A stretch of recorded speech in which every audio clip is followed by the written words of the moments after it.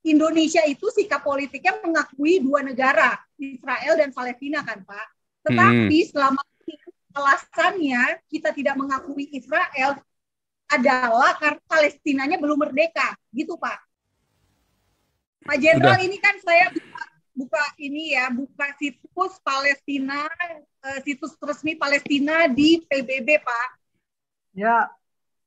Nah, di sini Palestina menyebutkan bahwa dia sudah merdeka dan diakui sudah punya hubungan diplomatik dengan 139 negara, Pak Jenderal. Oke. Dan kemudian Indonesia juga sudah mengakui bahwa tanggal 15 November, ini saya kasih lihat, kelihatan ya, Bapak Ibu? Ya. Oke, nih. Indonesia 15 November 1988, Pak Jenderal. Jadi sebetulnya kita juga sudah mengakui kemerdekaan Palestina, tetapi kenapa selalu narasi yang dikeluarkan adalah narasi belum merdeka? Itu loh Pak Jenderal, kenapa ya? Kenapa informasi seperti ini tidak disampaikan oleh pemerintah kepada semua rakyat Indonesia? Ya kan, Pak. ada apa?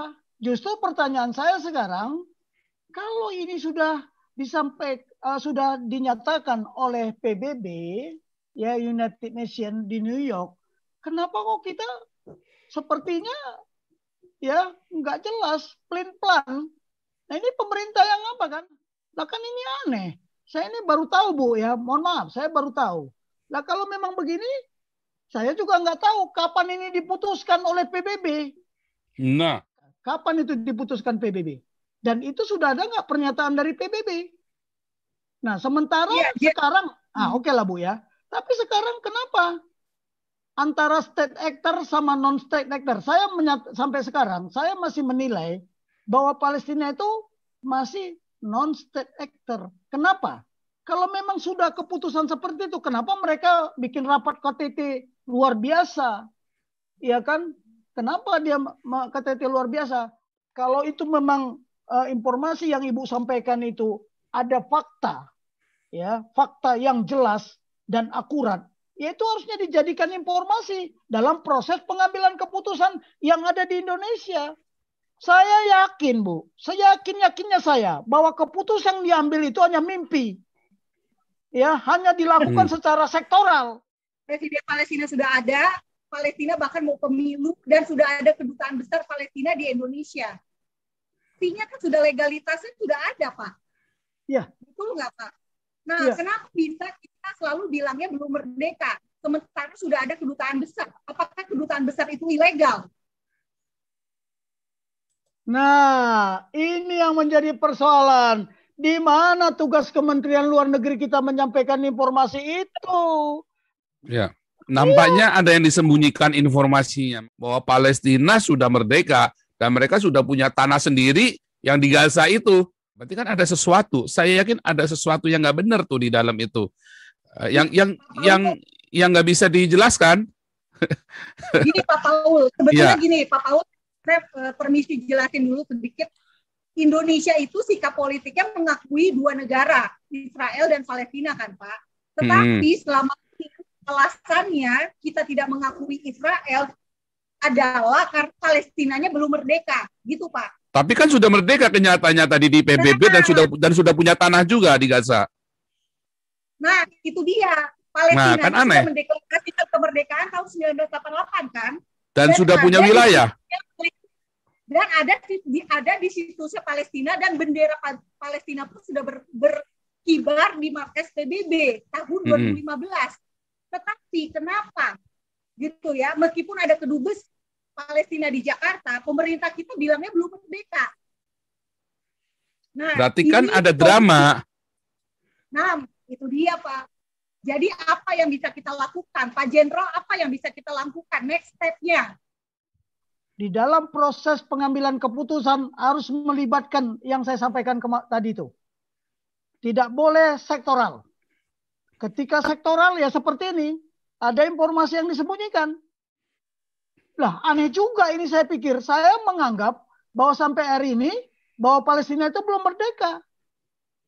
Lah, kalau Palestina udah merdeka, kenapa 2017 kemarin ketika Donald Trump merubah satu paradigma, ibu kota dipindahkan dari Tel Aviv ke Yerusalem, kok seperti